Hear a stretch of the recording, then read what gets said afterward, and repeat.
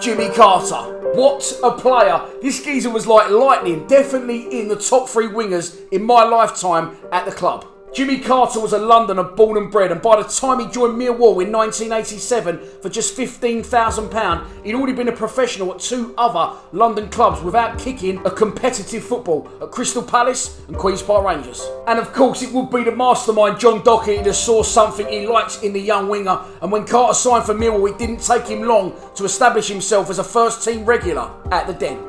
Now, Jimmy wasn't your stereotypical Millwall player. As we all know by now, at Millwall, to succeed as a player, you need to be a no-nonsense, tough-tackling, hard bastard that will chase down every lost cause. But all of a sudden, the boot was on the other foot. Jimmy Carter was that lost cause for the simple reason defenders just couldn't catch him. His pace was electric, his use of the ball, his brilliant distribution and fantastic crosses into the box meant that Millwall fans were now getting entertained in a whole different way than they were used to. And of course, we all know the story by now. Jimmy was an integral part of that historic team that saw us gain promotion and reach the top flight of English football for the first and only time in the club's history in 1988. The general feeling around football was that John Docherty had done a massive wrong and showing faith in the squad that got him promoted to the top flight, and many believed, many critics, many pundits and many fans, that this group of players, although they'd done well in the second division, wasn't going to cut the mustard in the top flight. But they were wrong, because the Lions thrived under John Docherty, and for my money, Jimmy Carter was the one player that stood out more than any of the others. His frightening pace and ability to play without fear in the top flight meant he would regularly tear defences a new one and give fullbacks nightmares as they slept at night.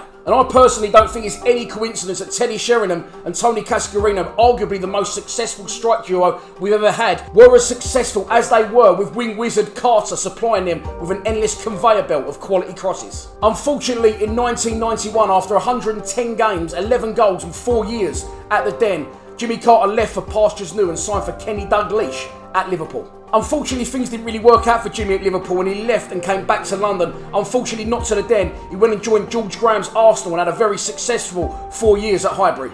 Before, of course, in 1998, Jimmy came back to the Den for one last hurrah and finished his career in the 98-99 season with 16 appearances. He was past his best then, but it was a brilliant way for a legend to return home and put a brilliant end to his career.